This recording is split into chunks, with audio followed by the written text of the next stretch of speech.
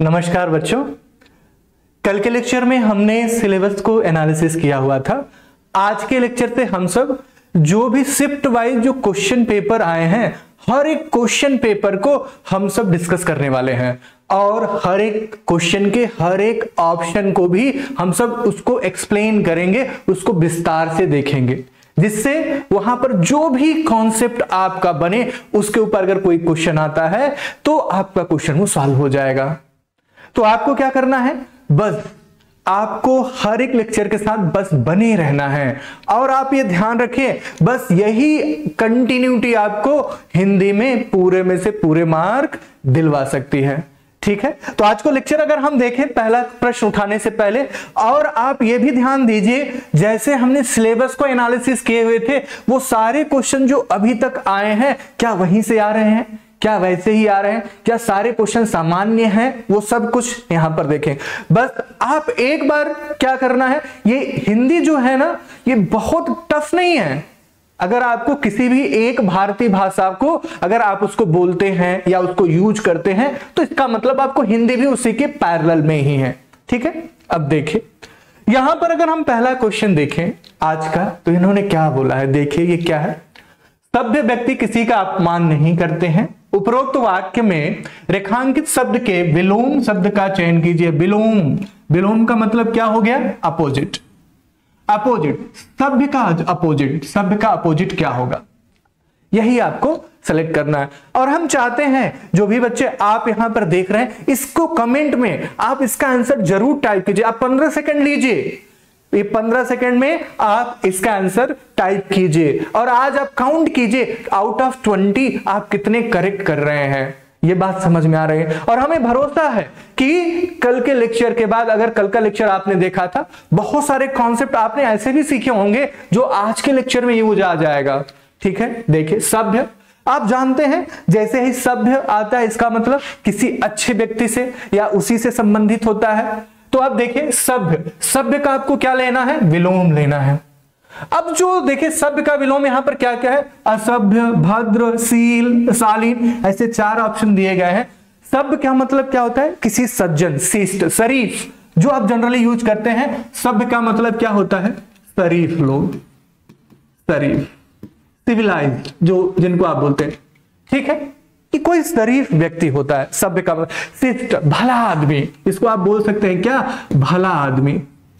अब भला आदमी का अपोजिट क्या होगा, अब ये तो इतना सरल है कि सभ्य में अ लगा देंगे, आंसर तो दिख ही रहा है, इसका मतलब क्या हो जाएगा, असभ्य हो जाएगा। लेकिन अब थोड़ा आप इस चीजों को देखिए, जो 3 ऑप्शन और हैं ये क्या है, ये सभ्य के अब देखिए अप्रोक्सीमेट क्या है, सिनोनिम्स तो ही है। अगर सभ्य का मतलब शरीफ भला आदमी होता है तो भद्र का मतलब भी क्या होता है, भद्र आप किसको बोलते हैं, जो अच्छा आदमी होता है उसी को तो आप भद्र बोलते हैं। भद्र का मतलब क्या होता है, सभ्य और सुशिक्षित, सुशिक्षित, इसका मतलब ये क्या हो गया, सभ्य का ये क्या हो गया, सिनोनिम्स, उसी से मैच कर रहा है। शील, अब शील व्यक्ति का क्या होता है, देखिए शील जो मानवीय मूल्यों को जानता है, जो मानवीय मूल्यों में अपनी आस्था रखता है। क्या मानवीय मूल्य, जो नैतिक मूल्यों में अपनी आस्था रखता है, उसी को हम क्या बोलते हैं, शील बोलते हैं। हम शील का मतलब क्या जानते हैं, जो मानवीय मूल्य और नैतिक आचरण में अपने मन की आस्था रखे। तो इसका मतलब ये भी क्या है, सभ्य क्या सिनोनिम्स हो जाएगा अगर शील के बारे में करें, मानवीय मूल्यों में आस्था।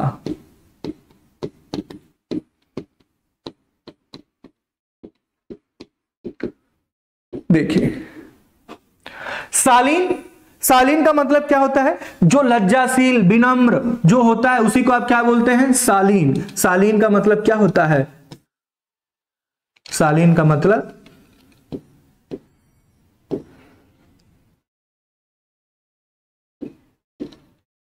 लज्जाशील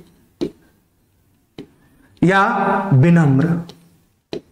इसका मतलब आप देख रहे हैं इन सब शब्द का जो अप्रोक्सीमेट मीनिंग है वो शब्द के सिनोनिम्स में आ रहे हैं। आपका क्या है, केवल ये जो करेक्ट ऑप्शन होगा ये असभ्य हो जाएगा। अब एक बात ध्यान रखिए, ये जो भद्र, शील, शालीन, ये क्या है, एज ए सिनोनिम्स आप यूज कर सकते हैं सभ्य का, लेकिन अगर एग्जैक्ट मीनिंग की बात करेंगे तो माइनर चेंजेस होते हैं। सभ्य का मतलब शरीफ, भला व्यक्ति होता है, लेकिन भद्र, सभ्य और सुशिक्षित, जो सभ्य भी हो और जिसकी शिक्षा क्या हो, सुशिक्षित, जो अपने शिक्षाओं को समाज के विकास या अपने विकास में यूज करें, मतलब ये दोनों यूज करते हैं तो ये हो जाता है। शील का मतलब जो मानवीय मूल्यों को या मानवीय मूल्यों में अपनी आस्था रखता हो, मानवता को प्रायिकता देता हो, प्राथमिकता देता हो, उसी को क्या बोलते हैं, शील बोलते हैं। शालीन का मतलब लज्जाशील, विनम्र व्यक्ति, जो उदंड ना हो, ठीक है, उसी को आप शालीन बोलते हैं। तो ये एग्जैक्ट मीनिंग माइनर डिफरेंट है सभ्य से, लेकिन कभी अगर सिनोनिम्स आए, पर्यायवाची आए सभ्य का, तो आप भद्र, शील, शालीन यूज कर सकते हैं। बात समझ में आई? ठीक है। नेक्स्ट, साहित्य अनुरागी। अब ये देखिए, ये जिन्होंने कल का लेक्चर किया होगा इस क्वेश्चन का आंसर कर सकते हैं। साहित्य अनुरागी, उपयुक्त वाक्यों में रिक्त स्थान के लिए उपयुक्त विकल्प निम्न में से क्या होगा, मतलब साहित्य अनुरागी डैश, इसके जगह पे हम क्या लिख सकते हैं। अब ये देखिए, हमने कल अनुराग के लिए देखा था, अनुराग का विलोम या पर्यायवाची कल हमने देखा हुआ था। तो कल के लेक्चर वाले बच्चे जितने भी हैं, पहले से आप इसमें से देखिए सही ऑप्शन क्या हो जाएगा। फटाफट इसमें से आप कमेंट बॉक्स में आंसर को टाइप कर दीजिए, जो भी है, फिर उसको आप मैच कीजिए। देखिए, साहित्य अनुरागी से तात्पर्य है साहित्य प्रेमी। अब देखिए, साहित्य अनुरागी, तो इसको अगर हम ब्रेक कर दें, इसका विच्छेद करें तो क्या हो जाएगा, साहित्य प्लस अनुरागी। और अनुरागी, कल हमने जब अनुराग के बारे में बढ़ा रहे थे, विलोम पढ़ा रहे थे, तो अनुराग का सिनोनिम्स मतलब पर्यायवाची बताया था। तो अनुराग का मतलब क्या होता था, प्रेम, लगाव, अनुरागी। तो मतलब जिसका प्रेम साहित्य में हो उसी को क्या बोलते हैं, साहित्य अनुरागी। अब देखिए, साहित्य अनुरागी से तात्पर्य है साहित्य प्रेमी। साहित्य अनुरागी, देखिए यहां पर देखिए, इसका तात्पर्य क्या है, साहित्य प्रेमी। ये तो हमें एग्जैक्ट लग रहा है, ठीक है। और ऑप्शन हम चेक करते हैं, ये क्या बोलना चाहते हैं, ऑप्शन बी या सेकेंड ऑप्शन क्या बोल रहा है, साहित्य अनुरागी से साहित्य प्रेमी तात्पर्य है। थोड़ा ध्यान दीजिए, ये स्टेटमेंट क्या है, साहित्य अनुरागी से साहित्य प्रेमी तात्पर्य है। ये क्या है, ये ठीक तरीके से ग्रामेटिकली सही नहीं लिखा गया है, आप देख ही पा रहे हैं। ये क्या है, साहित्य अनुरागी से साहित्य प्रेमी तात्पर्य। अगर आप यहां पर देखिए, प्रेमी क्या हो गया, प्रेमी तात्पर्य हो गया, लेकिन इसका मतलब क्या है, ये साहित्य प्रेमी होना चाहिए। इसका तात्पर्य मतलब इसका मीनिंग क्या होना चाहिए, यस, साहित्य प्रेमी। जबकि ये क्या हो, ये साहित्य, ये क्या बोल रहा है, ये साहित्य क्या होनी चाहिए, इसका साहित्य प्रेमी क्या है, ये तात्पर्य है। ये ठीक नहीं है। थोड़ा दूसरा ऑप्शन देखिए, साहित्य अनुरागी का तात्पर्य प्रेमी साहित्य है। थोड़ा ध्यान दीजिए, यहां पर साहित्य प्रेमी का मतलब जो साहित्य से प्रेम रखता हो, जो लिटरेचर में प्रेम या लिटरेचर से लगाव रखता हो, उसको साहित्य प्रेमी बोलते हैं। लेकिन इसका मीनिंग क्या आएगा, प्रेमी साहित्य। प्रेमी साहित्य मतलब वो साहित्य जिसमें प्रेम का वर्णन किया जा रहा हो। पूरा मीनिंग ही बदल गया। इसका मतलब ये भी ऑप्शन नहीं हो सकता। का तात्पर्य प्रेमी साहित्य है, प्रेमी साहित्य, इसका ये बिल्कुल मीनिंग नहीं है। प्रेमी साहित्य का मतलब होता है वो साहित्य जिसमें प्रेम से संबंधित चीजें लिखी गई हो, तो ये भी नहीं हो सकता। अब देखिए लास्ट, साहित्य अनुरागी का प्रेमी तात्पर्य साहित्य है। अब इसका मतलब क्या है, साहित्य अनुरागी का मतलब कई सारे तात्पर्य होते हैं। तात्पर्य मतलब उसका अर्थ होता है। तात्पर्य का मतलब ध्यान दीजिए, इसका मतलब होता है तात्पर्य, इसका मतलब अर्थ, मीनिंग, इसका मतलब होता है अर्थ, मीनिंग या भाव। बात समझ में आ रही है? ये क्या बोल रहे हैं, साहित्य अनुरागी का प्रेमी तात्पर्य मतलब साहित्य अनुरागी के कई तात्पर्य होते हैं, जिसमें प्रेमी तात्पर्य की बात करें तो साहित्य होता है। यह भी बिल्कुल गलत है, इससे ये मीनिंग निकल ही नहीं रही है। साहित्य अनुरागी का मतलब क्या होता है, वह व्यक्ति जो साहित्य में प्रेम रखता हो। तो यहां पर पहला ही ऑप्शन क्या हो जाएगा, करेक्ट ऑप्शन। बात समझ में आ रही है? ये अभी यहां पर देखें, यहां पर लिखा गया है निम्नलिखित मुहावरे का उचित अर्थ विकल्पों से आप चुनिए। देखिए क्या है आपके पास मुहावरा, क्या है, नाक रगड़ना। ये आपने कभी कभी आप देखते हैं यूज करते हैं कि किसी ने किसी चीज को पाने के लिए उनको नाक रगड़ना पड़ा, नाक रगड़ना पड़ा। इसका मतलब आप समझ रहे हैं कोई चीज उनको मिल रही है लेकिन बड़ी दीनता पूर्वक, मतलब आपने उनको बहुत वो सुलभ से नहीं मिली हुई है, उसके लिए उनको क्या करना पड़ा, हाँ परेशानियां उठानी पड़ी, अपमान सहना पड़ा। तो इसीलिए आप देखिए परेशान होना नहीं होता है, थोड़ा ध्यान रखिए। नाक रगड़ना मतलब अपने नाक मतलब सम्मान का परिचायक होता है। वो बोलते नहीं कि उनका नाक कट गया मतलब सम्मान चला गया। नाक रगड़ना मतलब इसका मतलब क्या हो गया, कोई चीज उन्होंने प्रार्थना तो कर रहे हैं लेकिन दीनता पूर्वक अपने सम्मान का बिना ध्यान रखे हुए। तो यहां पर ऑप्शन ए क्या हो जाएगा, यस, दीनता पूर्वक प्रार्थना करना। परेशान करना, नाक रगड़ना मतलब क्या दूसरे को परेशान कर रहे हैं, नहीं, ऐसा बिल्कुल नहीं, ये तो हो ही नहीं सकता। या नाक रगड़ना मतलब नाक इसलिए अपना रगड़ रहे हैं क्या आपको क्रोध आ जाए, ये भी नहीं हो सकता। या आप किसी को तंग कर रहे हैं, नहीं, जो नाक रगड़ रहा है समस्या तो उसी के ऊपर हो रही है। आप ऐसे भी अगर अर्थ नहीं जानते हो, जो व्यक्ति नाक रगड़ रहा है समस्या तो उसी को हो रही है, तो उसको समस्या होने वाला केवल और केवल पहला स्टेटमेंट है, दीनता पूर्वक प्रार्थना करना, मतलब वही व्यक्ति दीनता पूर्वक प्रार्थना कर रहा है। बाकी ये क्या है, ये दूसरों के लिए परेशान करना मतलब वो दूसरों को परेशान कर रहा है, परेशान हो नहीं रहा है। बात समझ में आ रही है? तो यहां पर ऑप्शन ए सबसे उचित ऑप्शन है। ठीक है, नेक्स्ट क्वेश्चन आप यहां पर 15 सेकेंड लीजिए और इसका आंसर दीजिए।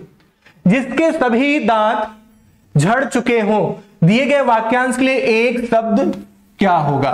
अब यहां पर पोपला, खोखला, बूढ़ा, खलवाट, इतने चीजें हैं। यहां पर ये 3 ऑप्शन हैं, यहां पर कौन कौन से ऑप्शन हो सकते हैं। आप यहां पर 15 सेकेंड में आप यहां पर टाइप कीजिए कमेंट बॉक्स में, जो आपको सही लगे आप उसको टाइप कर सकते हैं, फिर हम सब आंसर को मैच करेंगे। ठीक है, आपने आंसर को टाइप कर चुके होंगे। अब यहां पर देखिए हर एक शब्द का मतलब समझते हैं। हम ऑप्शन ए की बजाय ऑप्शन डी से एक्सप्लेनेशन करते हैं। खलवाट का मतलब क्या होता है, जिसके सर पे बाल ना हो, गंजा व्यक्ति। खलवाट का मतलब क्या होता है, गंजा। खलवाट का मतलब क्या होता है, गंजा। लेकिन इन्होंने क्या कहा है, जिसके सभी दांत झड़ चुके हों, ये तो होगा नहीं। बात समझ में आए, ये तो ऑप्शन होगा नहीं। बूढ़ा, बूढ़ा मतलब जिसकी एज हो गई, जिसका तन जर्जर हो गया है समय के अनुसार, या समय के चलते उनकी बदन तन क्या हो गए, जर्जर हो चुके हो, जिनकी उम्र अधिक हो गई, उसी को बूढ़ा बोलते हैं। ये भी ऑप्शन नहीं हो सकता। खोखला, खोखला का मतलब ये हमारे पास एक स्टाइलस है और ये बीच से क्या है, खाली है। जो बीच से खाली होता है पूरे, अगर हम खोखले हैं इसका मतलब क्या है, हम बीच से पूरे खाली, हमारे बीच में हड्डियां मांसपेशियां नहीं है, बस ओवर के जो आवरण है, कवर है, बस वही है। तो खोखला का मतलब जो अंदर से खाली हो, इसका मतलब क्या है, अंदर से खाली। लेकिन यहां पर क्या बोल रहे हैं, केवल उस व्यक्ति के दांत झड़े हैं, बाकी सब भरा पड़ा है। यहां पर बाकी हर सब कुछ सब जगह पे है, तो इसको क्या आंसर हो जाएगा, पोपला। यहां पर सही ऑप्शन क्या हो जाएगा, पोपला। बात समझ में आए? तो आपने, हमें पूरा भरोसा है, बहुत सारे बच्चों ने यहां पर सही कमेंट किए। जिन्होंने सही आंसर कमेंट में लिखे हैं वो अपना थम्स अप जरूर कर लें। ठीक है, यहां पर नेक्स्ट क्वेश्चन के ऊपर आते हैं। आप देखिए इसका आंसर क्या होगा। गर्मियों में गर्म हवा चलती है, ठीक है, अच्छी बात है, ये सभी लोग जानते हैं। उपरोक्त वाक्य में रेखांकित मतलब हवा शब्द के उचित पर्यायवाची सिनोनिम्स शब्द का चयन कीजिए। हवा का दूसरा नाम गिवे हुए विकल्प मतलब गिवन ऑप्शन में से क्या हो सकता है, थोड़ा ध्यान दीजिए। गजराज, सर, वासव, बयार, यहां पर क्या हो सकता है आपको यह बताना है। अब हम यहां पर बात करें गजराज, गज मतलब तो हाथी होता है, और गज मतलब हाथी, तो गजराज मतलब जो हाथियों में भी श्रेष्ठ हो उसको गजराज बोलते हैं। तो गजराज मतलब किससे संबंधित हो गया, हाथी से संबंधित हो गया। तो हवा का पर्याय होगा क्या, नहीं। अच्छा, गजराज का अगर और लिखे तो इसको हम बोल सकते हैं ऐरावत। श्रेष्ठ हाथी का नाम क्या होता है, ऐरावत। इसको हम गजेंद्र भी बोल सकते हैं, गजेंद्र भी बोल सकते हैं। और हाथी को हम दंती भी बोल सकते हैं, क्योंकि इनके दांत बड़े बड़े 2 होते हैं, दंती भी बोल सकते हैं। बात समझ में आ रही है हाथी को। यहां पर ये सारे जो आप देख रहे हैं ये क्या है, गजराज मतलब हाथी के, ये हाथी की क्या है, पर्यायवाची शब्द है। लेकिन उन्होंने किसका पूछा है, हवा का। उन्होंने किसका पूछा, यहां पर हवा का इन्होंने पूछा हुआ है। अच्छा अब यहां पर देखिए हवा क्या हो जाएगा, देखिए पहले सर का देख लेते हैं, सेकेंड ऑप्शन।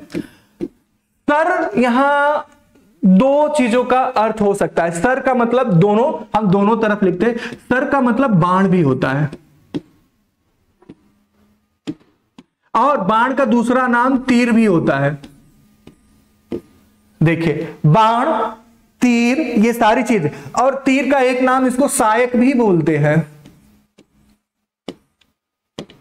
ठीक है, सहायक भी बोलते हैं, और इसी को इशु भी बोलते हैं, इस बोलते हैं, इश। ये हो गए सर का मतलब, ये हो गया। अब सर का दूसरा मतलब तालाब से भी संबंधित होता है। सर का दूसरा मतलब क्या होता है, कल ही के लेक्चर में हम सब देख रहे थे, वहां पर सर का दूसरा भी मतलब होता है क्या, या यहां पर देखिए ये सर, सेम सर, सर का मतलब बाण, तीर, साइड, एक पर्यायवाची इस साइड हो गई लेफ्ट हैंड साइड में, दूसरी पर्यायवाची क्या, जलाशय। ये दोनों अलग अलग मीनिंग है, जलाशय, सरोवर, कुंड, तालाब, ऐसे बहुत सारे होंगे। अब देखिए इसी सर का दो दो अर्थ निकलते हैं। तो पहला देखिए पर्यायवाची, ये इसका सिनोनिम्स है। दूसरा सिनोनिम्स ये है जलाशय, सरोवर, कुंड, तालाब। अगर एग्जाम में आएगा तो आपको ऐसा बिल्कुल नहीं आएगा कि सर दे दें और ये दोनों ही ऑप्शन दे आपको विकल्प में, ऑप्शन में करेक्ट होने के लिए, ऐसा नहीं होगा। इस चीज का ध्यान रखा जाएगा। लेकिन आप जानते रहिए सर का दो अर्थ होता है, दोनों के सिनोनिम्स हमने आपके सामने लिख दिए हैं सब कुछ। और इसका ताल, पोखरा, ये सारे, ताल भी होता है, आपने सुना ही होगा, ताल भी बोलते हैं जलाशय को। तो ये हो गया। अब नेक्स्ट आता है वासव। वासव किसको बोलते हैं, वासव बोलते हैं इंद्र को। और इंद्र का देखिए इन्हीं को क्या बोलते हैं, देवराज। ठीक है, इन्हीं को आप क्या बोलते हैं, सुरेश, देवताओं के राजा सुरेश। इन्हीं को बोलते हैं सुरेंद्र। इन्हीं को आप बोलते हैं परुंदर। बहुत सारे नाम हैं इनके। तो आपने देखा इंद्र, देवराज, सुरेश, सुरेंद्र, परुंदर, सुरपति, सुरपति भी बोलते हैं। एक और आप लिख लीजिए जो नाम सुनने में आता है, अमरेश। अमरेश, ये किसको बोलते हैं, अमरेश, इंद्र को। अब बचा क्या, ये देखें तीनों तो ऑप्शन नहीं हुए, आपके पास कौन सा ऑप्शन बच गया, चौथा। इसका मतलब एक बात तो है, आप बोलेंगे सर इसका मतलब हवा का जो पर्यायवाची शब्द है वो कौन होगा, बयार। बिल्कुल करेक्ट है। अब हवा के इतने ही नहीं, हम और सारे लिख लेते हैं। क्या होता है हवा के पर्यायवाची, इसका हम कलर भी चेंज कर लेते हैं जिससे आपको परेशानी ना हो। वायु, एक अनिल होता है, एक अनल होता है। अगर अनल लिखेंगे तो आग हो जाएगी, अगर हम अनिल लिखते हैं तो हवा हो जाता है। समीर, ये भी होता है। ये वायु, अनिल, समीर, पवन, मारुत, पवन, मरुत, मारुति, मारुति से यहां मरुत, पवन पुत्र, अब समझ ही गए होंगे। यहां पर मरुत, उनको इसलिए मारुति नंदन भी बोलते हैं, मरुत। ठीक है, तो आप देखें इस क्वेश्चन का आंसर क्या हो गया, हवा। हवा का पर्याय क्या है, बयार, वायु, अनिल, समीर। ये सारे पॉइंट आप लिख के चलिए। ये सभी अगर हम ये सारे क्वेश्चन सेट ही कर लेते हैं तो ये एक बात भरोसा रखिए, आपकी मैक्सिमम प्रिपरेशन तो यहीं से हो जाएगी। ठीक है, अब हम सब नेक्स्ट क्वेश्चन पे आ जाते हैं। देखिए हमें पूरा भरोसा है इसमें, ये क्वेश्चन आप सभी लोग one of the simplest question है। इसमें तो हम ये भी बोल सकते हैं जिसको हिंदी आती है या नहीं आती है, किसी भी भाषा के लोग हों, इसको लिख सकते हैं, इस क्वेश्चन का आंसर कर सकते हैं। भारत देश में इंदौर स्वच्छता की सूची में प्रथम स्थान पर है। वाक्य में अशुद्ध वर्तनी, वर्तनी का मतलब हमने क्या बताया था, स्पेलिंग, किसकी स्पेलिंग गलत है इसमें से, किसकी स्पेलिंग गलत है वो बताना है। वाक्य में अशुद्ध वर्तनी वाला शब्द है, इसमें से प्रथम, इन्होंने बोला पहला प्रथम, प्रथम तो सही है, ऐसे ही लिखते हैं। भारत आप सबने देखा था, ऐसे ही लिखते हैं। स्वच्छता ये भी लिखते हैं। इंदौर में प्रॉब्लम है, इसका मतलब आपका ऑप्शन ये होगा। ये तो क्या है, शुद्ध लिखेगा, इनकी वर्तनी सही है। वर्तनी गलत किसकी है, इंदौर की। इंदौर की सही वर्तनी क्या हो जाएगी, आओ की मात्रा, ये तो इंदौर लिखा है, इंदौर नहीं। अब यहां इवन जब हम आपको ग्रामर पढ़ाएंगे तो इंदौर का नाम इंदौर क्यों पड़ा हुआ है, यहां पर एक मंदिर थी, उसी मंदिर के नाम पर, इंद्रेश्वर महादेव के नाम पर ही वहां पर उस शहर का नाम इंदौर पड़ा था। बहुत प्राचीन बात है। जब हम सब ग्रामर पढ़ेंगे, ग्रामर का जब लेक्चर अलग से होगा, वहां पर ये सारी चीजें बताएंगे, इनके पीछे क्यों यही है। ठीक है, ठीक है। अब हमें लगता है कितने बच्चों ने यहां पर सही आंसर किया था। जिन्होंने सही आंसर यहां पर कमेंट बॉक्स में लिखा था वो जरूर थम्स अप करें, जिससे हमें पता भी चलता रहे। ठीक है, नेक्स्ट क्या है, रेखांकित शब्द समूह के लिए सर्वाधिक उपयुक्त विकल्प चुनें। यहां पर देखिए आपको एक स्टेटमेंट दिया गया है और उस स्टेटमेंट के एक शब्द से आपको रिप्लेस करना है। हमने ये जब सिलेबस डिस्कशन कर रहे थे, वाक्य को एक शब्द से रिप्लेस करने वाला यही क्वेश्चन है। आप देखिए इसमें क्या है, वाक्य क्या है, जिसमें चेतना ना हो उसकी दशा को नहीं सुधारा जा सकता है। अब यहां पर क्या पूछा गया है, इसको जिसमें चेतना ना हो, जिसमें चेतना ना हो। अब इसमें क्या हो सकता है, जिसमें चेतना ना हो, बेहोश हो सकता है, मूर्ख हो सकता है, अचेतन हो सकता है, अवचेतन हो सकता है। और देखिए चार के चारों ऑप्शन सिमिलर हैं। क्या बोलते, उसकी दशा सुधारी नहीं जा सकती है। जो बेहोश व्यक्ति है उसकी भी दशा सुधारी नहीं जा सकती है, जो मूर्ख है उसकी भी दशा सुधारी नहीं जा सकती है, जो अचेतन है उनकी भी दशा सुधारी नहीं जा सकती है। अवचेतन के बारे में अभी नहीं बोलेंगे। आप जरूर कमेंट बॉक्स में ये 15 सेकंड लीजिए और इसका आंसर को टाइप कीजिए, फिर हम सब इसका एक्सप्लेनेशन देख लेते हैं। सभी लोग जो भी है ऑप्शन को यहां पर टाइप करिए।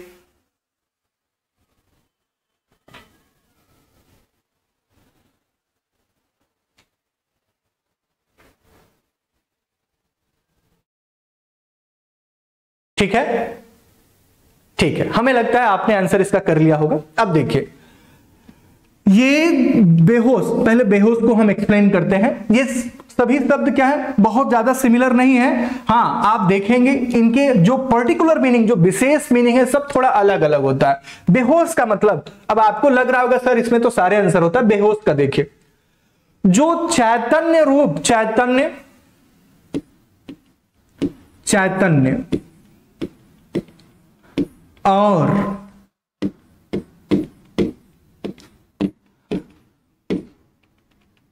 मांसपेशी से शक्तिहीन हो जाता है उसको बोलते हैं बेहोशी। जब कोई बेहोश होता है वो न तो सोच पाता है, ना तो हिल पाता है, ना डुल पाता है, उसको बोलते हैं बेहोशी की हालत। मतलब आपका फिजिकल शरीर भी काम नहीं कर रहा है और आपका जो मेंटल पावर है वो भी आपका काम नहीं कर रहा है, आपका माइंड, दोनों ही नहीं काम कर रहे हैं, उसी को बोलते हैं बेहोशी। तो हमने यहां पर लिखा चैतन्य और मांसपेशी की शक्ति क्या हो, शक्तिहीन हो, शक्तिहीन हो जाए, जो ऐसा हो जाता है उसी को हम बोलते हैं बेहोश। अच्छा, मूर्ख की बात कर लें। अब मूर्ख जो होते हैं उनको क्या नहीं होता, उनको बस ज्ञान नहीं होता, वो सारे काम करते हैं लेकिन क्या करना है क्या नहीं करना है उनके पास वो करेक्ट डिसीजन नहीं होता। वो जो करते हैं उनको सब कुछ ठीक ही लगता है, उसी को मूर्ख बोलते हैं। मूर्ख उनको बोलते हैं जो देखा, जो उनको मन में आया वही करने लगे, बिना सोचे समझे ये सही है गलत है कुछ भी मतलब नहीं है, बस कर रहे हैं, उन्हीं को मूर्ख करते हैं। जिसको क्या हो, क्या हो, जिसको ज्ञान ना हो, किसी चीज कुछ ज्ञान ना हो, हम लिख सकते हैं यहां पर जो कर रहे हैं उसका कुछ भी ज्ञान ना हो, जो कर रहे हैं उसका कुछ भी ज्ञान ना हो, ना हो, ज्ञान ना हो, उसी को मूर्ख कहते हैं। ठीक है, अचेतन, सॉरी, नेक्स्ट आपके पास क्या शब्द है? अचेतन। अचेतन अच्छा किसको कहते हैं? अब देखिए थोड़ा सा, बेहोश में आपका मन भी शांत हो गया, शक्तिहीन हो गया, आपका मन भी काम नहीं कर रहा है, आपका शरीर भी काम नहीं कर रहा है। लेकिन जो अचेतन होता है उनकी शरीर काम तो करती है लेकिन उनको सुख दुख का आभास नहीं रह जाता, अचेत रहते हैं। अचेतन मतलब आपको लगेगा वो जगे हैं, वो कुछ मतलब ऐसे बैठे हैं, लेकिन कुछ काम ना, उनको सुख अगर कुछ हो रहा है तो उसका भी कोई भाव उनको फीलिंग नहीं आ रही है, घर में कुछ दुख है उनको या कुछ दुख हो रहा है उसका भी उनके पास कोई भाव नहीं होता है। तो सुख दुख का आभास नहीं होता है अचेतन में, ये ध्यान रहे। बेहोशी और अचेतन में डिफरेंस है। लोग बोलते हैं कभी कभी बेहोश को वो अचेत हो गए, अचेत है इसका मतलब उनकी मांसपेशियां ठीक ठाक है, आपको लग रहा है कि काम कर रही हैं, लेकिन वो क्या हो रहा है, उसका आभास होना बंद हो गया, सुख दुख का आभास होना बंद हो गया है।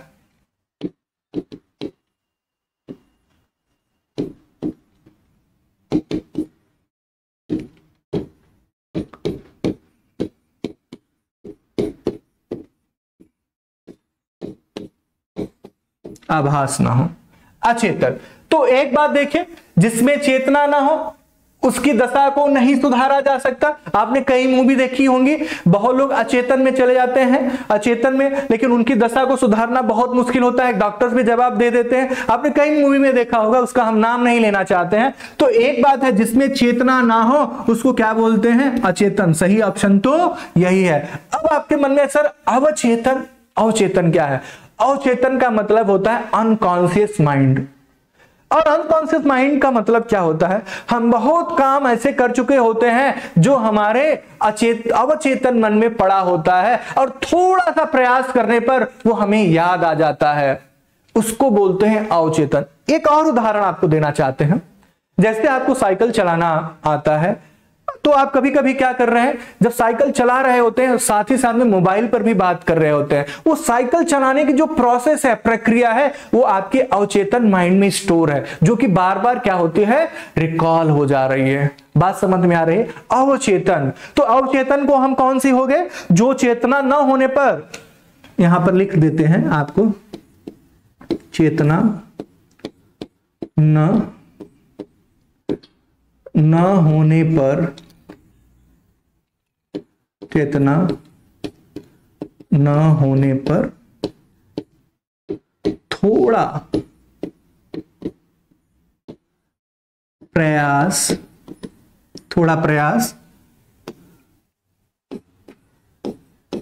करके उसे वापस लाया जा सकता है।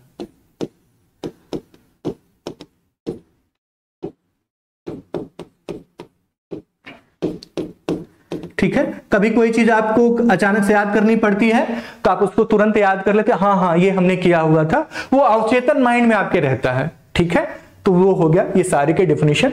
तो यहां पर आपका सही ऑप्शन क्या हो जाएगा? अचेतन। नेक्स्ट, अकस्मात। इसका अगर हम आपसे पूछे अकस्मात शब्द के लिए इनमें से उपयुक्त पर्यायवाची, यहां पर आपको क्या बताना है? पर्यायवाची मतलब सिनोनिम्स। अकस्मात का पर्यायवाची क्या है? अब यहां पर अनिवार्य, अचानक, अदृश्य, अभंज, 4 ऑप्शन दिए गए हैं। आप जरूर कमेंट बॉक्स में टाइप कीजिए, बार बार कह रहे हैं, इससे आपका कॉन्फिडेंस लेवल बढ़ेगा, और कॉन्फिडेंस लेवल बढ़ेगा तो आपकी प्रिपरेशन और अच्छी और लॉन्ग ड्यूरेबल होगी। ये चीज ध्यान रखिए। तो जरूर, भले ही आप गलत यहां पर कमेंट में टाइप हो रहा है, कोई बात नहीं है, आप चाहे सही टाइप कर रहे हैं कमेंट में, चाहे गलत ऑप्शन टाइप कर रहे हैं, आप सीखेंगे जरूर, आपका कॉन्फिडेंस बिल्टअप जरूर होगा। आप अपने आप को आइडेंटिफाई कर पाएंगे, हम कितना प्रिपेयर्ड हैं या हमें कितना आता है और कितना सीखना है। ठीक है, तो यहां पर देखिए अकस्मात। अकस्मात आप लोग जानते हैं, अकस्मात कोई चीज हो जाती है, मतलब आपने वो प्लान नहीं किया है, आपकी योजना में नहीं है, पर फिर भी हो गया, उसी को बोलते हैं अकस्मात। तो अचानक से हो जाता है। इसमें देखिए आंसर तो दिख ही रहा है अचानक, लेकिन अब हम क्या करते हैं? अकस्मात, अचानक से, मतलब इसकी योजना नहीं है फिर भी हो गया, तो उसी को बोलते हैं अकस्मात या अचानक। अब अनिवार्य, अनिवार्य किसको बोलते हैं? वह काम जिसको आप टाल नहीं सकते हैं, वो अनिवार्य मतलब कंपलसरी। जब आप एग्जाम देते होंगे तो बहुत बार ऐसे प्रश्न आते हैं वो अनिवार्य होते हैं, मतलब आपको उनको अटेम्प्ट करना ही करना है, नहीं करते हैं तो आपका मार्क कट जाएगा। कुछ क्वेश्चन क्या होते हैं एज अ विकल्प, ऑप्शनल होते हैं, आप ये अटेम्प्ट कीजिए या वो अटेम्प्ट कीजिए, वहां पर ऑप्शंस होते हैं, विकल्प होते हैं। लेकिन कंपलसरी है तो आपको 100% अटेम्प्ट करेंगे, नहीं अटेम्प्ट किए तो आपके ऊपर पेनाल्टी हो जाएगी। तो अनिवार्य का मतलब कंपलसरी। ये आपने देखा। अदृश्य, यहां पर अदृश्य, दृश्य ना हो, जो दिखाई ना दे, उसी को क्या बोलते हैं?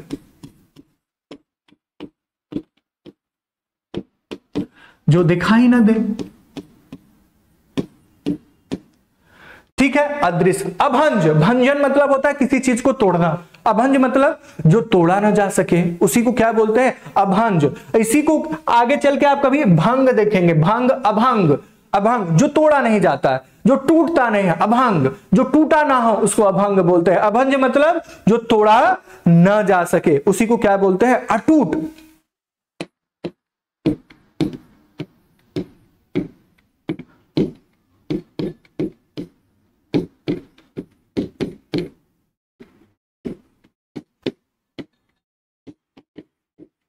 बात समझ में? अभंज, जिसका भंजन ना हो उसको क्या बोलते हैं? अभंज। तो आपका यहां पर क्वेश्चन का आंसर क्या हो जाएगा? अब यहां पर क्वेश्चन का आंसर आप देख लीजिए। आपका सही ऑप्शन जो होगा इस क्वेश्चन का, इसमें ये हो जाएगा अचानक। ये हो जाएगा आपके पास अचानक, ठीक है, अचानक। अकस्मात का पर्यायवाची क्या है? अचानक। सारे शब्द को भी हमने एक्सप्लेन कर दिए, उनका मीनिंग क्या होता है ये भी हमने आपको बता दिए, ठीक है। जिन लोगों का आंसर सही हुआ होगा उनको चैट बॉक्स में जरूर टाइप करना है, और सही हो गया तो थम्स अप भी जरूर टाइप कीजिए। इससे पता चलता रहेगा हमें, जब भी हम चैट बॉक्स को देखेंगे तो पता चलता रहेगा हाँ इस बच्चे ने ये ऑप्शन किए हैं और ये करेक्ट भी हुआ है, ठीक है। यहां पर देखिए, निम्नलिखित मुहावरे के लिए उपयुक्त सार्थक शब्द क्या है? क्या है मुहावरा? गूलर का फूल होना। एक बात जानते हैं, गूलर एक ऐसा फल है, उसका फूल फल के अंदर ही खिलता है, इंटरनल होता है, आप उसके फूल को देख नहीं सकते हैं। इसका मतलब गूलर का फूल होना मतलब कोई व्यक्ति ऐसा है जो जल्दी से आपको दिखाई नहीं पड़ता है, आपको वो उपलब्ध नहीं है सरलता से। बात समझ में आ रही है? तो यही हो गया गूलर का फूल। गूलर एक ऐसा फल है, फिर से बताते हैं, वो फल के अंदर ही फूल होता है उसका, ऐसा है। तो आप ये सब तो बायोलॉजी पढ़ेंगे तब आपको ये समझ में आ गए। तो यहां पर क्या हो गया? दुर्लभ होना। हाँ बिल्कुल, गूलर का फूल मतलब क्या होता है? दुर्लभ होना। बहुत ज्यादा परेशान होना बिल्कुल नहीं होता है। बहुत सुंदर होना बिल्कुल नहीं होता है। क्रोध करना बिल्कुल नहीं होता है। ये बात क्लियर हो गई? तो गूलर का फूल होना मतलब दुर्लभ हो जाना। अगर कोई व्यक्ति गूलर का फूल हो गया है, इसका मतलब वो आपके लिए दुर्लभ है, वो आपसे या मिलने, आप उसको जल्दी से मिल नहीं पा रहे हैं, या आपके लिए वो उपलब्ध नहीं हो पा रहा है सरलता से। ये बात क्लियर हो गई? नेक्स्ट क्वेश्चन, निम्नलिखित में से कौन सा संबोधन कारक चिन्ह है? अब आपको क्या है, इसमें से कौन सा संबोधन है? ये तो सबसे सिंपल कारक का अगर क्वेश्चन पूछे, कारक 8 प्रकार के होते हैं, 8वें में से पूछ रहे हैं क्या? संबोधन 8वां ही पूछे। कौन सा क्या है? संबोधन कारक है। अरे हो ने से, अरे हो ने से। ने जनरली किसके लिए आता है? थोड़ा सा हम देखते हैं। ये जो कर्ता कारक है, 8 होते हैं। कर्ता कारक की पहचान क्या है? जैसे राम ने श्याम को बुलाया, तो कर्ता कारक हो गया, ठीक है। अच्छा, से जो है आपकी बात करें, से 2 जगह पे आता है। से के एक अपादान में आता है और से के करण में आता है। से जब करण में आता है मतलब अगर हमने चाकू से सब्जी काटा, चाकू से सब्जी काटा मतलब ये करण हो गया, चाकू से सब्जी काटा। लेकिन अगर हम बोले जो फल है पेड़ से गिरा, ये कोई चीज अलग हो रहा है, अलग होना मतलब इसी को अपादान बोलते हैं। अलग होने को क्या बोलते हैं? अपादान। तो से 2 चीजों के लिए होता है, एक अपादान होता है और एक करण होता है। अपादान मतलब जहां पर कोई चीज अलग हो रही, जैसे बच्चा छत से गिरा, छत से वो अलग हो गया तो वहां पर अपादान होगा।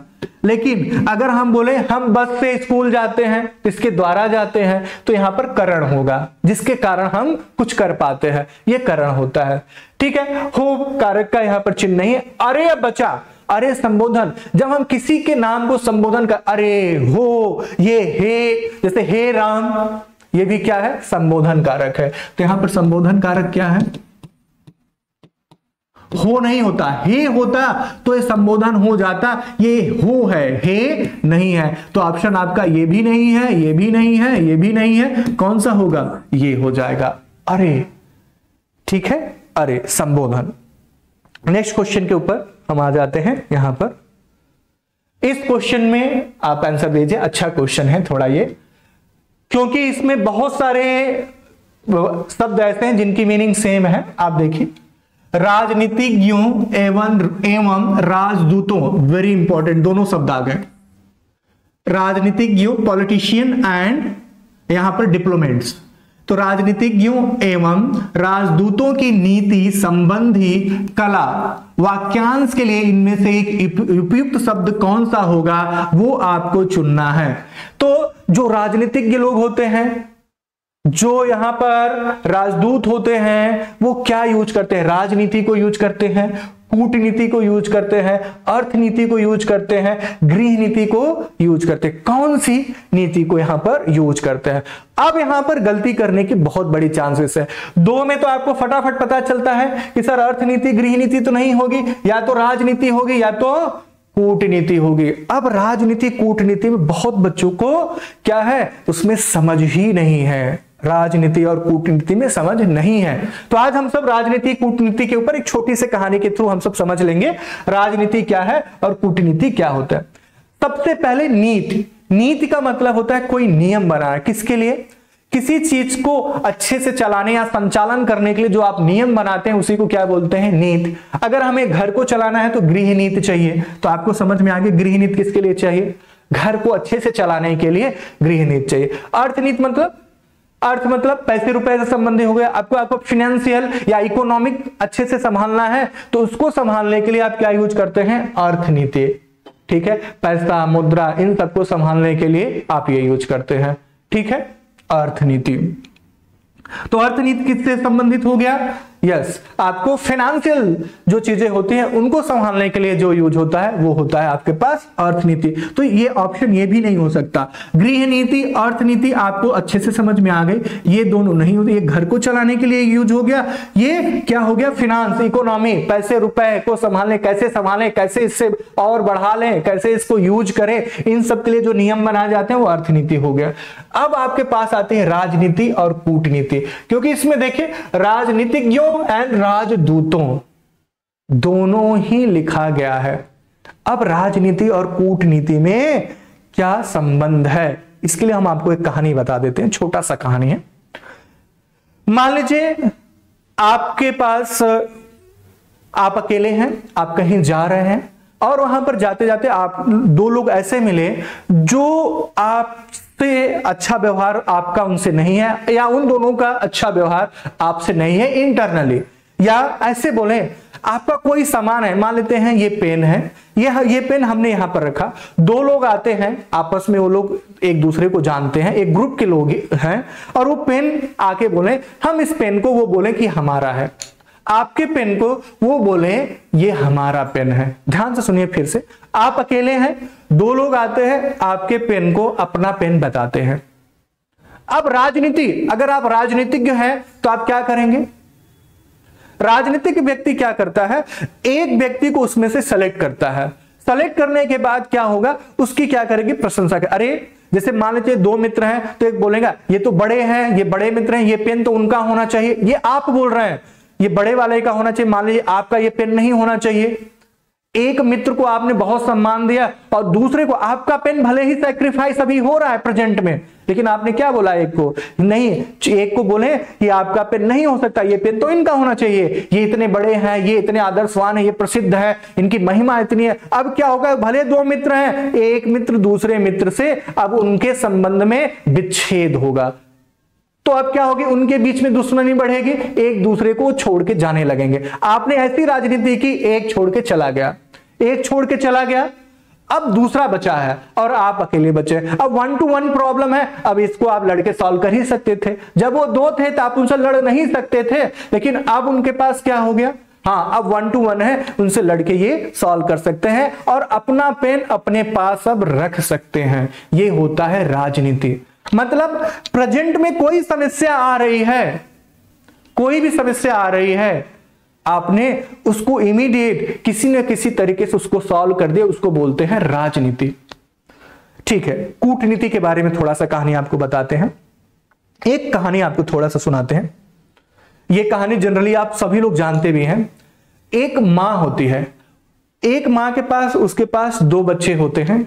एक बच्चा क्या होता है, एक बच्चा उसका खुद का बच्चा होता है, दूसरा बच्चा उसका क्या होता है, सौतेला बच्चा होता है। बात समझ में आ रहा है, सौतेला बेटा। तो जो अपने खुद के बच्चे का, जो खुद का बच्चा होता है, वो उस अपने बच्चे को मारती है, पीटती है, सारे काम करवाती है, स्कूल भेजती है, सब कुछ अपने बच्चे से करवाती है। लेकिन जो सौतेला बच्चा होता है उसको हमेशा अपने गोद में लेके रखती है। ध्यान से सुनिए, सौतेले बच्चे को हमेशा अपने गोद में लेके रखती है। अब ये ऐसे चीज 2 साल 4 साल 5 साल जब चला तो उसके जो आसपास पड़ोस की महिलाएं थी वो पूछी कि आप अपने बच्चे से तो थोड़ा भी प्यार नहीं करती, लेकिन जो ये सौतेले बच्चा है, जो सौतेला बच्चा है, उससे आप इतना प्यार करते हैं। तो वो बोलती है अगर ये सौतेला बच्चा, इसको हम हमेशा इसको गोद में लिए रहेंगे, ना तो ये चलना सीखेगा, ना तो ये दौड़ना सीखेगा, ये कोई स्किल, कोई गुण सीख नहीं पाएगा और ये आजीवन के लिए अपंग हो जाएगा। बात समझ में आ रही? अपंग मतलब पैरालाइज्ड हो जाएगा, ये जिंदगी में कुछ नहीं कर पाएगा, केवल मेरा ही बेटा सब कुछ कर पाएगा, इसीलिए हम इसको हमेशा गोद में रखे हैं। इसको बोलते हैं डिप्लोमेटिक, कूटनीति। मतलब जो भविष्य में प्रॉब्लम आने वाले हैं, आपने अभी से उसको समझ के उसका ऐसा आपने हल किया कि हाँ लोगों को समझ में भी नहीं आया और फ्यूचर में आपके प्रॉब्लम भी सॉल्व हो गए। इसीलिए जो हमारे राजदूत, एम्बेसडर होते हैं, वो क्या करते हैं, हाँ किसी देश के दौरे में जा रहते हैं, किसी देश में रहते हैं, अपने संबंध को अच्छा करते हैं। क्या वो देश हमारे ऊपर आक्रमण किया हुआ है कि हम वहां पर रहे? नहीं। अगर हमारे राजदूत वहां पर रहते हैं, एम्बेसडर वहां पर रहते हैं, तो वो क्या करते हैं, हमारे संबंधों को अच्छा करते हैं, जिससे हमारा भविष्य में कोई युद्ध ना हो। तो राजनीति से क्या मतलब हुआ, ये ऐसी कला है, राजनीति ऐसी कला है जो वर्तमान समस्या को सॉल्व करती है, वर्तमान समस्या को हल करे, आपके सापेक्ष हल करे। लेकिन जो कूटनीति है, इससे क्या होता है, वर्तमान और भविष्य दोनों की समस्याएं, वर्तमान और भविष्य।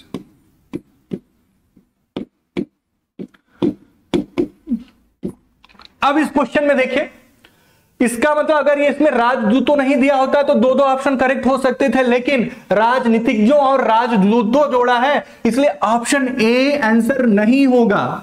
ऑप्शन कौन सा हो जाएगा, कूटनीतिक। जो हमारे डिप्लोमेट्स, वही लोग क्या है, कूटनीतिक है। आप इसको राजनीति और कूटनीति एक दूसरे के पूरक हैं, ये ध्यान रखें। तो यहां पर इसका सबसे अच्छा जो ऑप्शन हो जाएगा कूटनीति हो जाएगा। तो आपको ये, अब हमें नहीं लगता कि आपको कभी प्रॉब्लम आएगी। राजनीति मतलब प्रेजेंट प्रॉब्लम को आप कैसे भी आप उसको सॉल्व करते हैं और सॉल्व हो जाती है, लेकिन कुछ ऐसा काम करते हैं, प्रेजेंट की प्रॉब्लम तो सॉल्व हो गई, फ्यूचर में भी कोई प्रॉब्लम ना आए, इसी को आप क्या बोलते हैं, कूटनीति। ठीक है, बाकी तो अर्थनीति, गृहनीति हमने आपको पहले ही बता दिया। तो ऑप्शन क्या हो गया, कूटनीति। नेक्स्ट देखिए, निम्नलिखित वाक्य में किस शब्द में वर्तनीगत अशुद्धि है। वर्तनीगत अशुद्धि का मतलब क्या हो गया, यहां पर एक स्टेटमेंट दिया गया है और इसमें कई शब्द है इस वाक्य में, किस शब्द में या किस शब्द की स्पेलिंग गलत है, उसी को बोलते हैं वर्तनी अशुद्धि। उसी को क्या बोलते हैं, वर्तनी अशुद्धि। देखिए, भगवान शिव का निवास स्थान कैलाश है। क्या कैलाश सही लिखा गया, भगवान सही लिखा गया, बिल्कुल। शिव सही, का सही, निवास सही, स्थान सही, कैलाश है, कैलाश नहीं, ये क्या होता है, कैलाश होता है। ये कैलाश नहीं, कैलाश होता है, ए की मात्रा होती है, ए की नहीं। तो यहां पर देखिए, ये तो सही है, नहीं गलत है। तो ऑप्शन तो यही हो जाएगा, शिव ये तो सही है, भगवान भी सही है, निवास भी सही है। बात समझ में आई? इस क्वेश्चन का ऑप्शन क्या हो जाएगा? यस, इसमें वर्तनी की अशुद्धि है। कैलाश, जैसे आज देखें इंदौर, इंदौर लिखा हुआ था, इंदौर था। ठीक है, अब यहां पर आ जाइए इस क्वेश्चन में, युद्ध की इच्छा रखने वाले युवराज कहलाता है। अब यहां पर क्या है? उपरोक्त वाक्य में रेखांकित पद के स्थान पर आने वाले सही शब्द का चयन विकल्पों में से कीजिए। ये जो युवराज है इसकी जगह पे क्या सही शब्द होगा, आप यहां पर सेलेक्ट करना है। ये क्या बोला? युद्ध की इच्छा रखने वाला युवराज या कुछ और, युवराज, युसु, राजनीतिज्ञ, यशस्वी, यायावर, क्या इसको बोलते हैं, ये हम सब देखेंगे। अब देखिए, युद्ध की इच्छा रखने वाले, यहां पर यायावर को क्या बोलते हैं? यायावर को क्या बोलते हैं? घुमक्कड़, जो हमेशा घूमता रहता है उसको बोलते हैं यायावर, घुमक्कड़। घुमक्कड़ का मतलब क्या हो गया? यायावर। घुमक्कड़ का मतलब क्या हो गया? यायावर।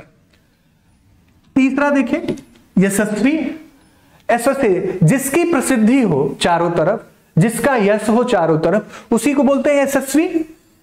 बात समझ में आ रही है? यशस्वी का मतलब जिसकी सिद्धि, जिसकी प्रसिद्धि चारों तरफ हो, उसी को यशस्वी बोलते हैं। तो यहां पर यशस्वी का मतलब क्या हो गया? हाँ, जिसका खूब प्रसिद्धि हो। यहां पर प्रसिद्धि,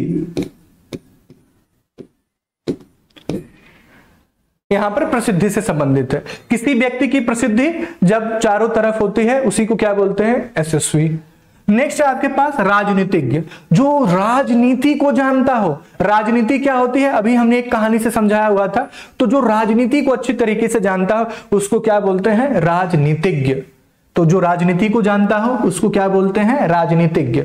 राजनीति को जानने वाले को ही क्या बोलते हैं? राजनीतिज्ञ। या जो राजनीति अच्छे से करते हैं उनको क्या बोलते हैं? राजनीतिज्ञ। युत्सु, अब यही बचा, जो युद्ध की इच्छा रखता है वही क्या होता है? युत्सु। तो यहां युत्सु क्या होता है? युत्स का मतलब जो युद्ध की इच्छा रखता हो उसको क्या बोलते हैं? युत्स। ठीक है, युत्स, इसका मतलब ये ऑप्शन हो जाएगा। हमने चारों ऑप्शन आपको एक्सप्लेन किए। हाँ, आपके एग्जाम में ये सारे कभी आज इसके ऊपर पूछा है, कभी इसके ऊपर पूछ सकता है। जो हमेशा घूमता रहता है उसको क्या बोलते हैं? आप बोलेंगे घुमक्कड़, हो सकता है यायावर, यायावर। निम्नलिखित विकल्पों में से किसी एक वाक्य में संख्यावाचक विशेषण का उचित प्रयोग नहीं किया गया है। ये कौन सा है? ऐसा कौन सा वाक्य है जिसमें संख्यावाचक विशेषण यूज नहीं किया गया? संख्यावाचक विशेषण कितने टाइप के होते हैं? दो, निश्चित संख्यावाचक, अनिश्चित संख्यावाचक। संख्यावाचक विशेषण कितने टाइप के होते हैं? दो। एक होता है आपके पास निश्चित, कल के लेक्चर से हो जाएगा। दूसरा होता है अनिश्चित संख्या।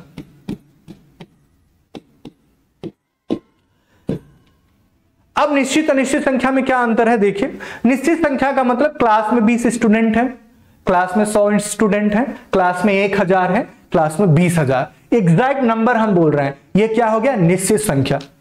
अब हमने बोले क्लास में थोड़े बच्चे हैं, तो आपको फीलिंग है, एग्जैक्ट तो नहीं पता है लेकिन थोड़े हैं। क्लास में ज्यादा बच्चे हैं, बहुत बच्चे हैं, तो आपको पता चल रहा है। काउंट कितना है ये तो नहीं पता है लेकिन बहुत बच्चे हैं ये आपको पता है। तो आपके बात समझ में आ गई। अनिश्चित का मतलब जहां पर थोड़ा, ज्यादा, कम ये होता है, ये अनिश्चित संख्याएं होती है। निश्चित का मतलब वो नंबर होता है। अब देखिए, छत पर 4 सफेद कबूतर हैं, ये तो निश्चित संख्यावाचक हो गया, निश्चित। तो ये तो ऑप्शन नहीं हो सकता। भव्या का स्वभाव अच्छा है, देखिए स्वभाव अच्छा है, ये उसके गुण को बता रहा है। बात में आ रही, तो इसमें तो संख्या कुछ है ही नहीं है, विशेषता तो बता रहा है। उसका विशेषता क्या है? यस, अच्छा है, लेकिन इसमें कोई संख्या आया क्या? कितना अच्छा है, क्या अच्छा है? इसमें तो कुछ नहीं है। तो ये वाला ऑप्शन सही है। बाकी और ऑप्शन देखते हैं। कुछ खिलाड़ी बहुत अच्छा खेले, मतलब एक ग्रुप आप मान लेते हैं क्रिकेट, 11 खिलाड़ी हैं, 11 से कुछ अच्छा खेले, इसका मतलब क्या है? इसका थोड़े से खिलाड़ी अच्छा खेले, बाकी सब खराब खेले। तो ये भी क्या है? इसमें भी कुछ संख्या का एहसास हो रहा है। और ये संख्या क्या है? अनिश्चित। ये किसका उदाहरण है? अनिश्चित। कक्षा में 4 विद्यार्थी पढ़ते हैं, ये क्या है, 4 के कारण ये निश्चित है। तो आपका ऑप्शन क्या हो जाएगा, आपका option B, sorry second, Bhavya का स्वभाव अच्छा है, भव्या का स्वभाव अच्छा है। ये एक बात और आपसे बोलना चाहते हैं इसी लेक्चर में, जब आप लेक्चर कर रहे हैं, जो चीज आपको नहीं पता है, अब कुछ बच्चों को क्या लगता है, जब हम ऑप्शन पे यहां पर एक्सप्लेन कर देते हैं तो उनको लगता है हमें तो लगभग आता है, ये नहीं। जब हमने ऑप्शन को एक्सप्लोर नहीं किया हुआ था, हमने ऑप्शन को नहीं बताया था, फिर भी आपको समझ में नहीं आ रहा था कौन सा ऑप्शन हो कौन सा नहीं हो, इसका मतलब वो अभी भी आपके डाउट में है, उसका नोट जरूर बनाइए। क्योंकि इतने मतलब 1 घंटे का वीडियो देखने के बाद अगर आपने नोट नहीं बनाया, केवल लेक्चर देखे, तो बाद में आप भूल जाएंगे और दोबारा लेक्चर देखना थोड़ा कठिन होता है। नोट रहा तो आप 1 घंटे का लेक्चर 5 मिनट 10 मिनट में रिवाइज कर सकते हैं, ये बात आप जरूर ध्यान में रखेंगे। तो यहां पर इस क्वेश्चन का आंसर क्या हो जाएगा, भव्या का स्वभाव अच्छा है, ये क्या है, संख्यावाचक नहीं है। नेक्स्ट क्वेश्चन पे आ जाते हैं हम सब। राधा जब घर पहुंची तो दिवस खत्म, दिवस क्या हो गया था, खत्म हो चला था। वाक्य में प्रयुक्त दिवस का विलोम शब्द नहीं है, इसमें से ऐसे शब्द को बताना है जो दिवस का विलोम नहीं है। दिवस का मतलब दिन, और दिन का विलोम रात, दिन का विलोम रात। अब वो ऑप्शन चुनना है जो रात का पर्यायवाची ना हो, क्योंकि यहां क्या बोला गया, नहीं, इसके ऊपर फोकस करना है। बहुत बच्चे जल्दी जल्दी में दिवस का विलोम रजनी, अरे रजनी का पर्यायवाची रात्रि, रात्रि का पर्यायवाची निशा, ये सब एक दूसरे के पर्यायवाची है। अब अवनी, अवनी का मतलब होता है पृथ्वी, धरा, भू, बात समझ में आ रही है। अवनी, अवनी का मतलब होता है पृथ्वी, धरा, भू, इश्क, धरती। तो यहां पर दिवस का अवनी पर्यायवाची नहीं है, ये ध्यान रखेंगे। अब ये गद्य आ गया है, गद्य में यहां पर देखें लास्ट क्वेश्चन, आप जानते हैं गद्य से 5 के आसपास क्वेश्चन पूछे जाते हैं, कभी 5 कभी 6। तो यहां पर आपने 15 क्वेश्चन करने, इस गद्य को पूरा पढ़िए और पूरा पढ़ने के बाद हम सब यहां पर इसका ऑप्शन देखेंगे।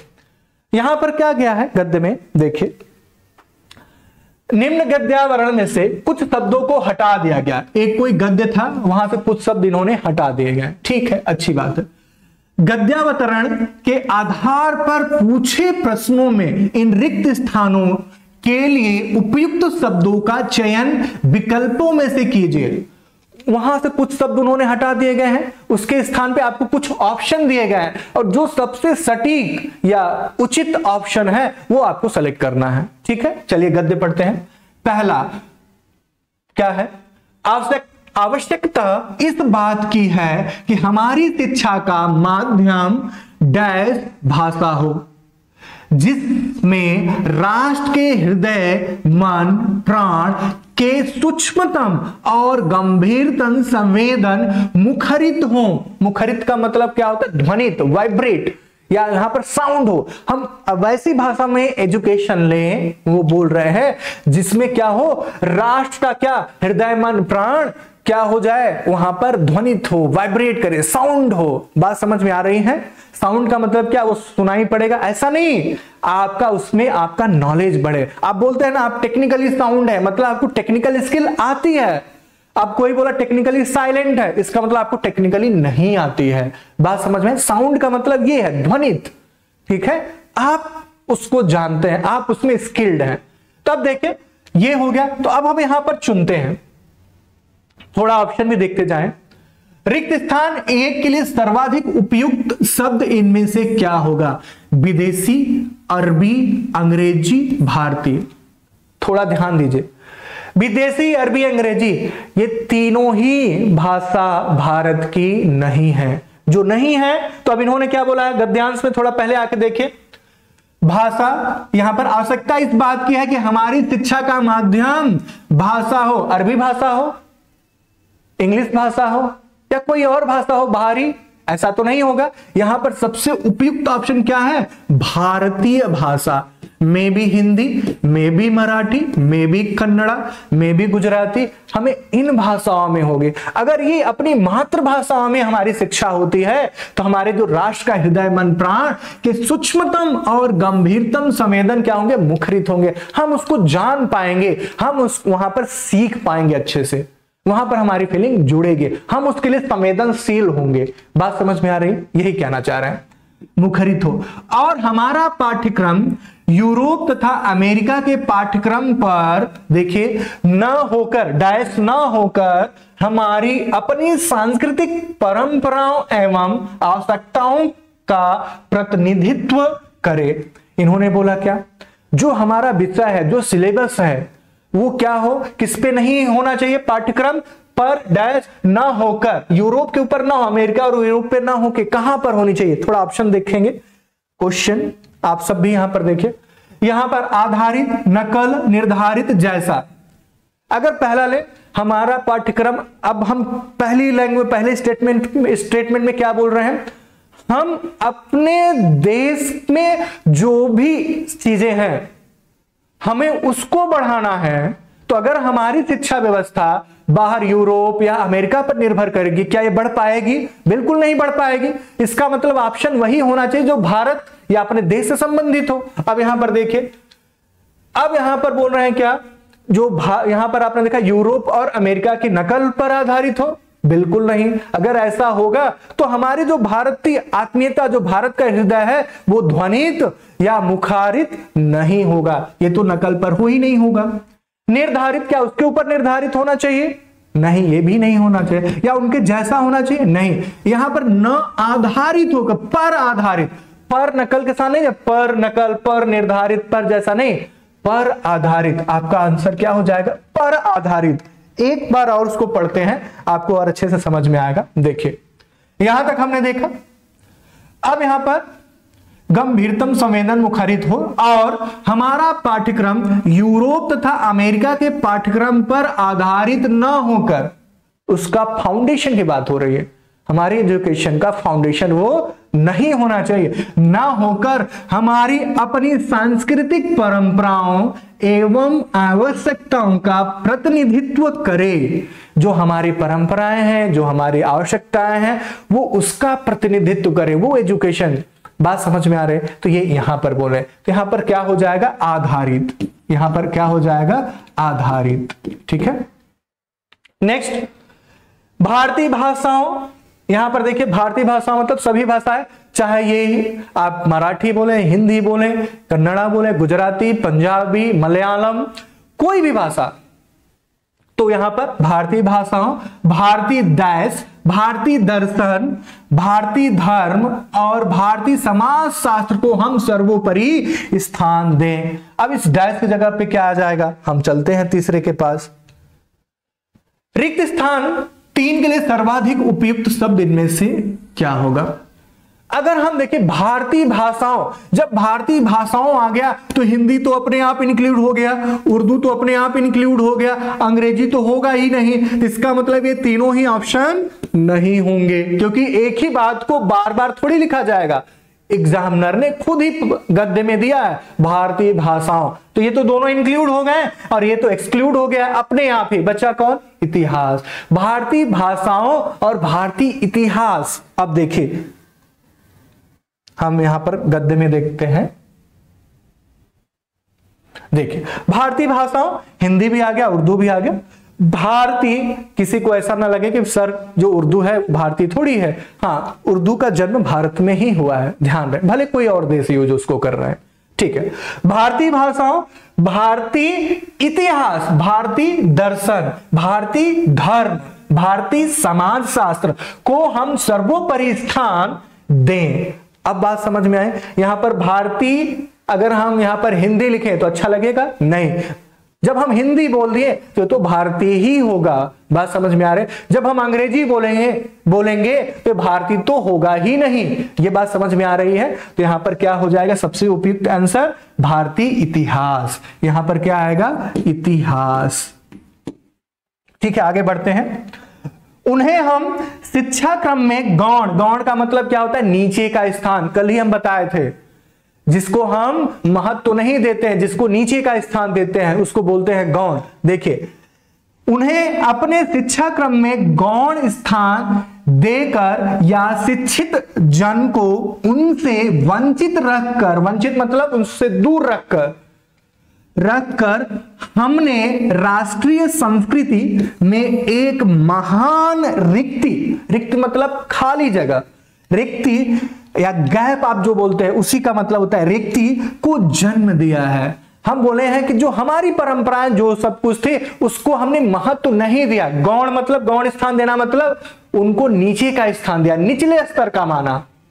इससे क्या हो गया, जो हमारे विद्वान जन थे या जो हमारी आने वाली पीढ़ियां थी या जो भी सीखने वाले लोग हैं, हम उनको उससे मतलब अपनी परंपराओं से वंचित कर दिए।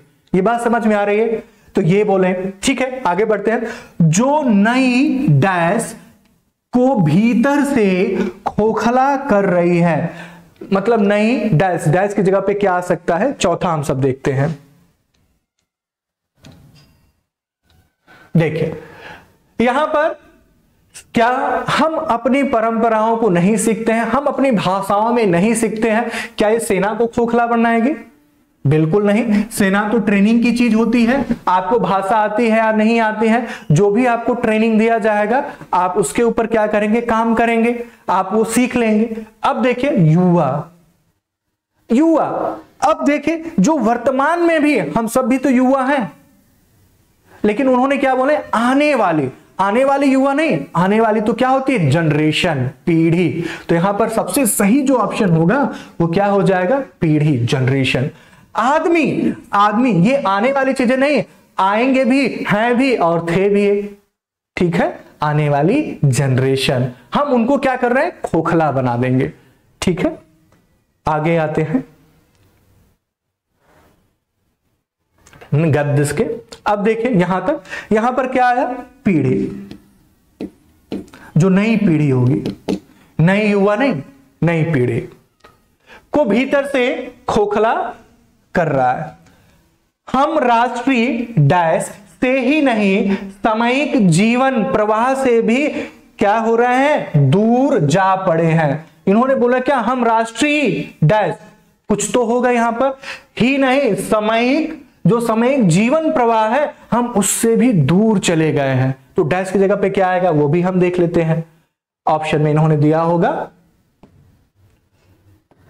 अब यहां पर देखिए रिक्त स्थान में क्या? राष्ट्रीय रीति तो क्या होती है? अपने ही राष्ट्र में कई जगह पे कई तरह से रीतियां होती है, रीतियां, रिवाज, सिस्टम्स होते हैं, ये तो नहीं हो सकता। राष्ट्रीय नियम, ये भी नहीं हो सकता। ये राष्ट्रीय नियम, ये तो नियम, राष्ट्र का नियम क्या होता है? ये तो संविधान से राष्ट्र चलता है, ये भी नहीं होता। जो समाज चलाता है, जो कुछ समाज चलाता हो, हम जो राष्ट्र को, जो वो राष्ट्र के लोग जो कुछ हमेशा से चलती आ रही है और उसको लेके आगे बढ़ रहे हैं, वो क्या होती है? परंपरा। हमें क्या करते हैं? वो सारी चीजें परंपराओं से दूर कर देती है, ठीक है? तो यहां पर ऑप्शन क्या हो जाएगा? परंपरा। रूढ़, जो रूढ़ियां होती हैं, हम तो खुद उसको, हम सब क्या करते हैं? हम सब चाहते हैं कि उससे दूर रहे, रूढ़ियों से हम सब क्या रहे? दूर रहे। लेकिन हमें अपने परंपराओं का ध्यान रखना होता है। ये बात समझ में आ गई? तो इस क्वेश्चन का ऑप्शन क्या हो जाएगा? परंपरा। अब उस शब्द को पढ़ेंगे गद्यांश को तो आपको एकदम बिल्कुल क्लियर हो जाएगा। देखिए यहां पर पीढ़ी को भीतर से खोखला बना रहे, हम राष्ट्रीय परंपरा से ही नहीं। अब क्या यहां पर राष्ट्रीय नियम से? राष्ट्रीय नियम से ऐसा तो नहीं, क्योंकि इससे पहले जो भी हम बात कर रहे थे, क्या अगर उसको देखें, ये सब राष्ट्र की जो परंपराएं, जो धरोहर है, उसी के तो बारे में बात कर रहे थे। तो उसी से यहां पर क्या सबसे सही उपयुक्त शब्द है? हम राष्ट्रीय परंपरा से ही नहीं, सामाजिक जीवन प्रवाह से भी दूर जा पड़े हैं। ये बात समझ में आई? तो यहां पर क्या होना चाहिए? परंपरा, ठीक है? तो ये था आज के सेशन के सारे क्वेश्चंस आपने देखे। अब कुछ बच्चे हमारे ऐसे होंगे जिन्होंने 20 में से 20 पूरे साल की है, जिन्होंने पूरे में पूरा किया वो अपना यहां पर कमेंट बॉक्स में 20 लिखेंगे, जिन्होंने 15 किया वो 15 लिखेंगे, जिन्होंने 10 किया उन्होंने 10 लिखना है। इससे आपको ये पता चलेगा कि आपने जो आंसर किया वो कमेंट बॉक्स में रिकॉर्ड हो जाएगा और आपको एक डायरेक्शन मिलेगी, एक दिशा मिलेगी, जिससे आप अपने प्रिपरेशन को और अच्छा कर सकते हैं, हिंदी को और अच्छा बना सकते हैं। बस हमारा एक ही लक्ष्य है कि आप हिंदी में से आउट ऑफ आउट जितने क्वेश्चन हो आप सारे अटेम्प्ट कर पाएं और सभी सही से अटेम्प्ट कर पाएं। बात समझ में? नेक्स्ट अगर हम बात करें, आपके लिए एक बैच सिंघम बैच लॉन्च कर दिया गया है। जिन बच्चों को ग्रामर सीखनी है, हिंदी को अच्छे से सीखनी है, एग्जाम में और अच्छे से अटेम्प्ट करना है, जिनको कुछ प्रॉब्लम होती है, जिनको कुछ डाउट है, उन सबको दूर करने के लिए हमने ये बैच है। आप इस बैच को जरूर ज्वाइन कीजिए। सारी चीजें आपके सामने लिखी गई हैं। तो आप इसी के साथ इस सेशन को हम सब विराम देंगे, स्टॉप करेंगे। आप हमारे साथ बने रहें, इसके लिए धन्यवाद। जय हिंद।